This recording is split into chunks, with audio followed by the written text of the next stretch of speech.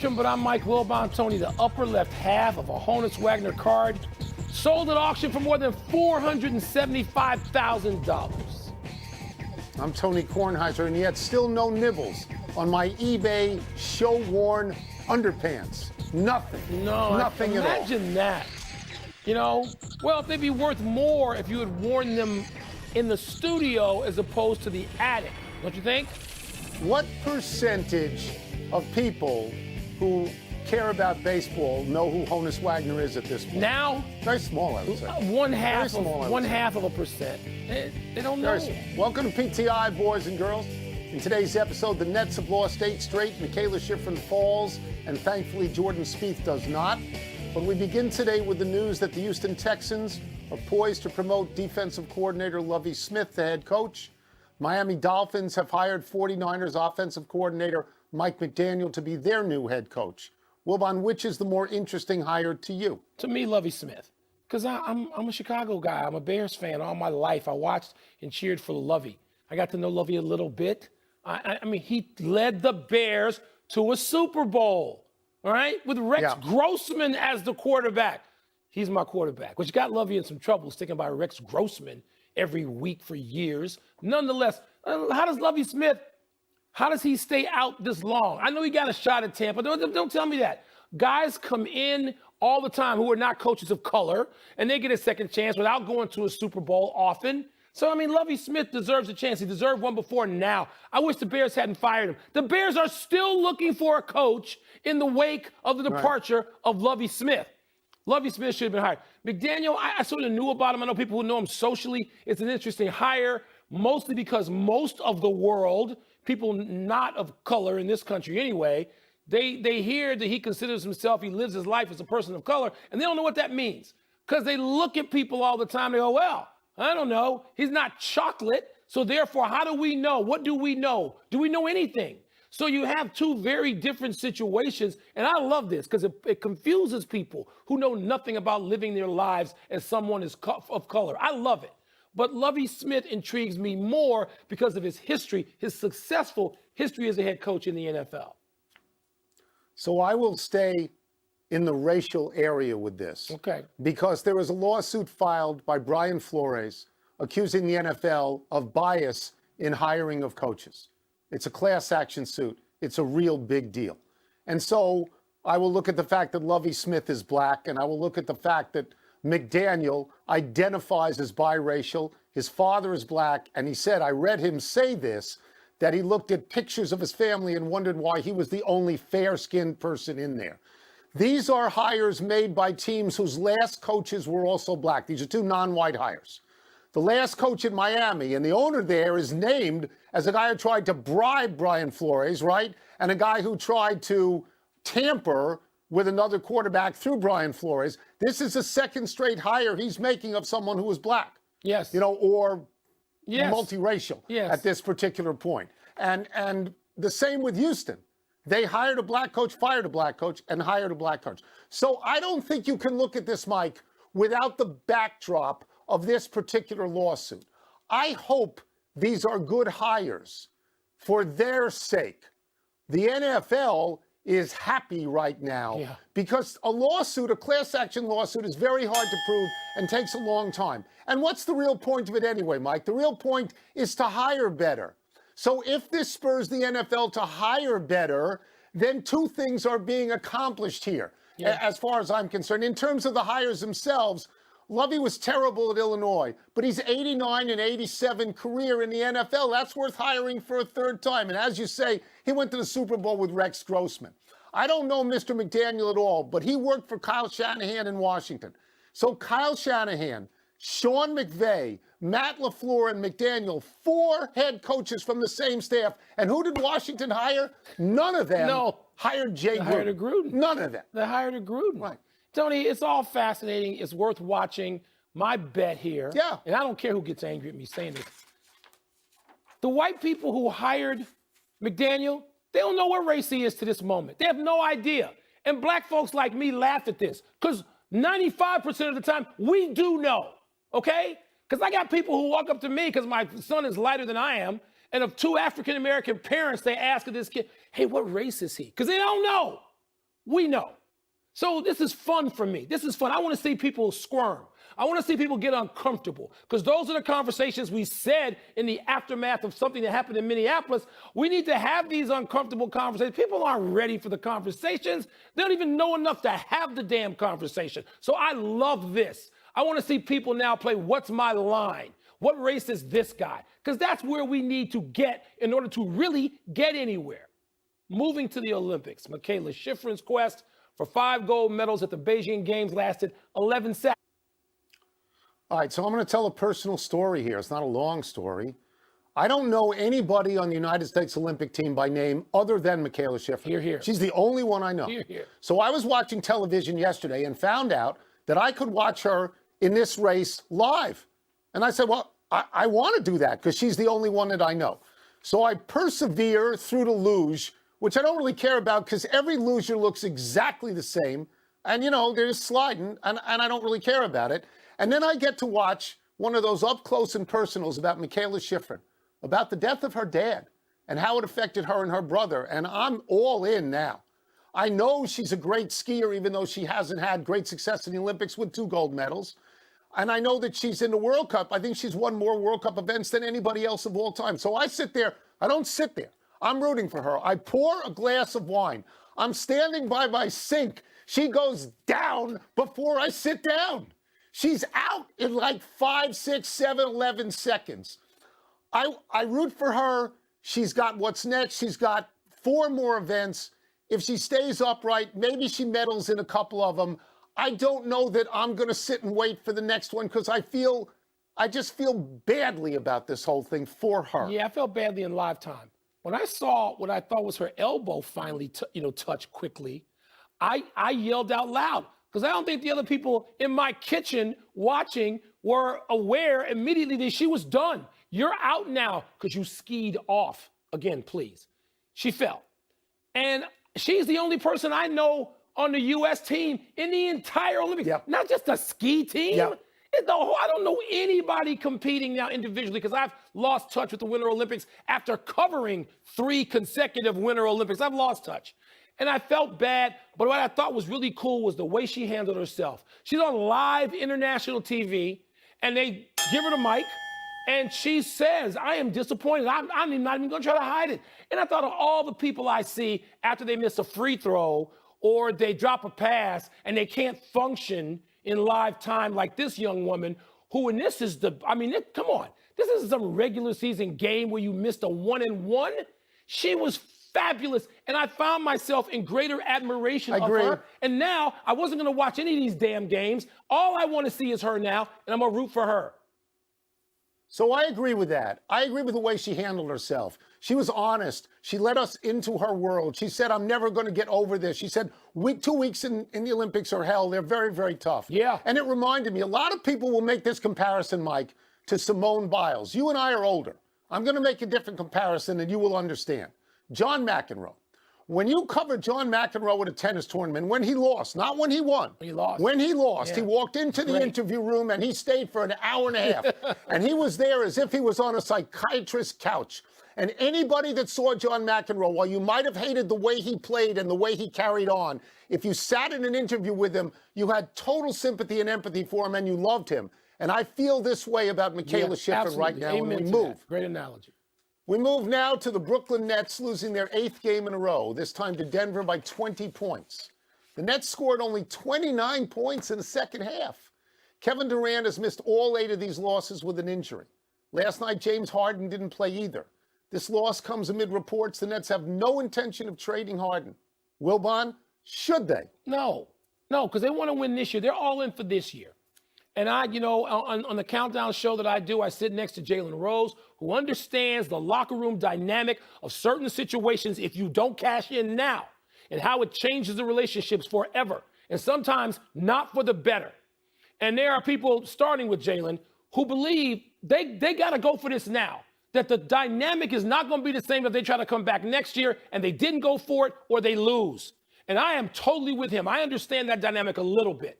But, Tony, they're not if they trade him for Ben Simmons. Ben Simmons not walking into the door in Brooklyn and going to be part of a championship team with Durant out for more weeks. And who the hell knows what Kyrie's going to do. There's one chance for the Brooklyn Nets to win now, and that is with James Harden. So no, I don't want to hear about trading James Harden, and that's why I believe they have steadfastly said no. You want James Harden to get well, you want Durant well, you want Kyrie engaged, and those are the conditions you need in Brooklyn to go for and win a championship. Last year, when Kevin Durant did not play and Harden and Kyrie played, the Nets were 16-3. This year, under those circumstances, and the Denver game was not that circumstance, but under those circumstances, they are 2-4. This year, Kyrie Irving is a part-time player. In the games that Kyrie Irving has played so far, Mike, they're 3-8. This year, James Harden is not a great player. His shooting is way off, Mike.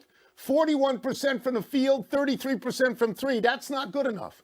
I said this on Friday. I'm going to say this today. There's something deeper wrong with this team than superficial stuff, and that Kevin Durant's coming back can fix completely. And I think, and I'm not blaming James Harden, I think James Harden has reached the point on this team where he looks at the entanglement between Kevin Durant and Kyrie Irving and he says, get me out of here. I think that's a good trade, Mike. I think it's a good trade for both teams. I think if the Nets could, they would trade Kyrie Irving, but nobody wants him at the moment because he does not play. Tone, it might be a good trade, but it ain't a good trade now. Not for this season. Not for now. Tone, I think everybody on both sides would take the trade in July, all right? Once we get out of this season. Okay. Because Harden, nobody thinks Harden doesn't want to go to Philadelphia. Nobody thinks that at some point. But Tone, they ain't winning squadouche this year if they make a deal and they get rid of James Harden. They're winning nothing. They might not win anyway. Okay. And you have a great point about you think something's a little deeper. I'm not with you on that. I'm starting to move to your point on that. But they got it. Tone, the only chance they got to win is with those three now.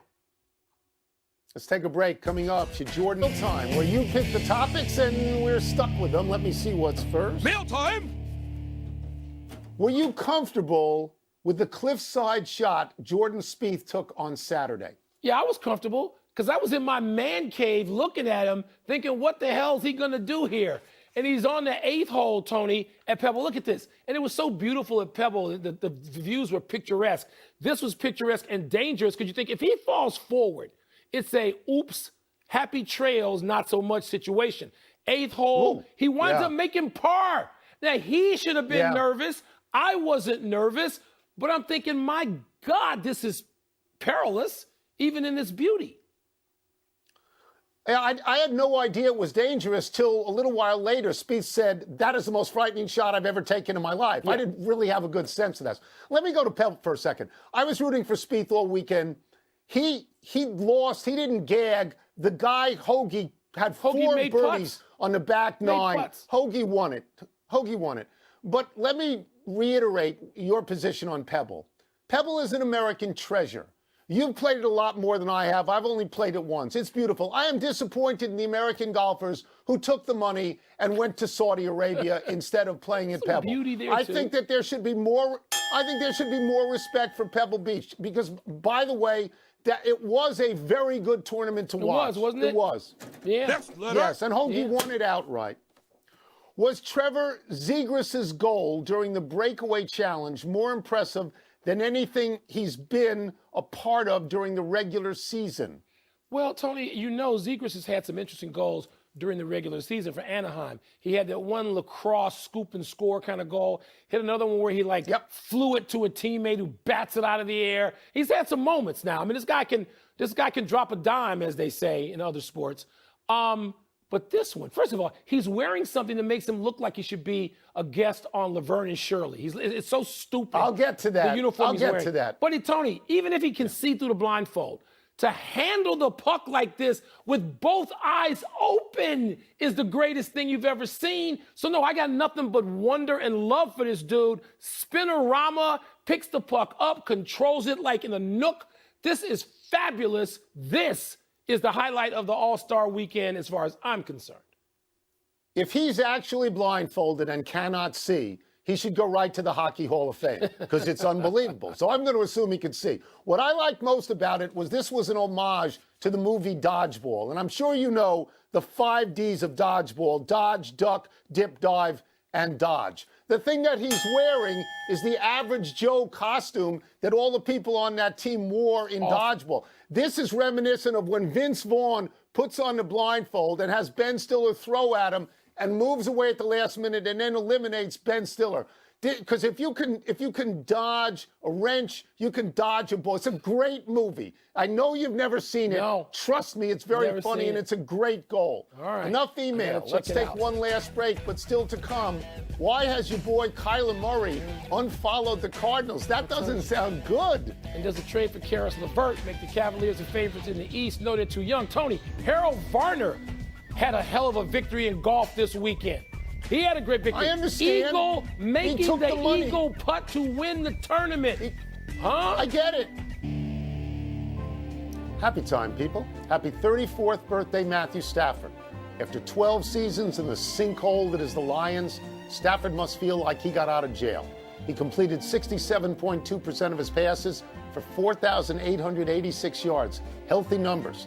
Stafford tied his career high for touchdown passes with 41, but he also threw 17 interceptions and 4 were pick sixes. Having never won a playoff game in Detroit, Stafford finds himself in the Super Bowl with the Rams. Stafford was the #1 overall pick out of Georgia in 2009. Joe Burrow was the #1 overall pick out of LSU in 2020.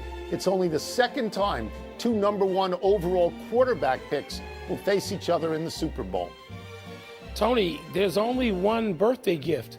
I mean, when this week is your birthday and you're Matthew Stafford, you gotta have everything else. You make millions. You have had on other levels a wonderful life and wife and family and all these things. One gift. Will he get it? One gift. Super Bowl. Yeah, that's right. That's it. Happy anniversary, Von Miller. On this day 6 years ago, Miller won MVP of the Super Bowl by getting 2.5 of the Broncos' 6 sacks on Cam Newton and personally forcing 2 fumbles as Denver rolled over Carolina in Super Bowl 50. Miller has made a significant difference on defense since coming to the Rams from the Broncos in midseason. It's almost impossible to contain both Miller and Aaron Donald. So far in the postseason, Miller has 2 sacks and a forced fumble. By the way, that Denver-Carolina Super Bowl is the other Super Bowl where 2 overall #1 quarterback picks squared off, Peyton Manning and Cam Newton. Isn't it a little surprising that it's that few, that it's happened so few times? And Von Miller, look, there were people who wondered if he had anything left. In both the case of he and the quarterback we just mentioned, those guys needed better situations, better teams, coaches, everything all around them. They got plenty left, both of them. Happy trails, Karis LeVert. The Indiana Pacers traded LeVert to Cleveland, the most surprising team in the East. LeVert is averaging 18.7 points per game and went for 42 a few nights ago against Chicago. LeVert is particularly effective driving to the basket, a statistical category where Cleveland is deficient, ranking 29th in the league. Reportedly, the Pacers are beginning what is expected to be a thorough makeover, and this may not be their only move. Cleveland's 33-21, just 1 game behind Miami for first place in the Eastern Conference. They're led by All-Star guard Darius Garland and Rookie of the Year favorite Evan Mobley. Tony, they're fabulous to watch. They're too young to win this year. The NBA, as you know better than I, it doesn't work that way. You got to have some seasoning. But wouldn't it be amazing if the seasoning was flown in next year, not this year, from Los Angeles to a guy who Northeast Ohio knows and understands, and he's taken them there before? Are you still ruling this out? You smacked me down on this. Still ruling it out? Love it, love it. Hot stove league in the middle of the season. Love it beyond words. Let's go to the big finish. Let's do it. Your boy Kyler Murray scrubbed his social media and unfollowed the Arizona Cardinals. Still on his rookie deal. Is this cause for concern? Yeah, I love watching him, Tone, but he seems like a highlight guy for like half of each season. I don't know if he's going to win, like big. I don't know. I don't see that necessarily. The Titans reportedly don't consider Aaron Rodgers an option, despite reports he bought land in Nashville. They're going to stick with Ryan Tannehill. Does that make sense to you? If you can get Aaron Rodgers, you get Aaron Rodgers. It's just that simple. The Packers are expected to hire Rich Bisaccia as their special teams coach. Is that a good fit? Yeah, they had a dreadful sort of special teams situation, at least in parts of the special teams. Yes, it makes sense to hire him.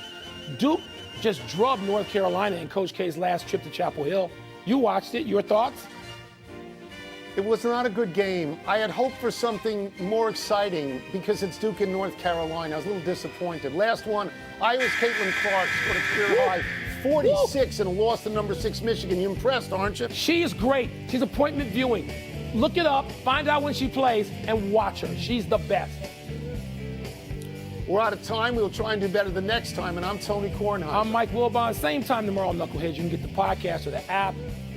Happy birthday to my fabulous sister-in-law, Allison Ross. I'm not going to do what Don said and tell your 60th birthday. Get to like, subscribe, and share all of our channels. Check us out. Hey, tell us what you think about it. Are we hitting it on the nail on the head or are we not? Please leave a comment. Let us know. Tell us how the flow is. But don't forget, this is your boy MC D-Rex, and I'm out. Peace.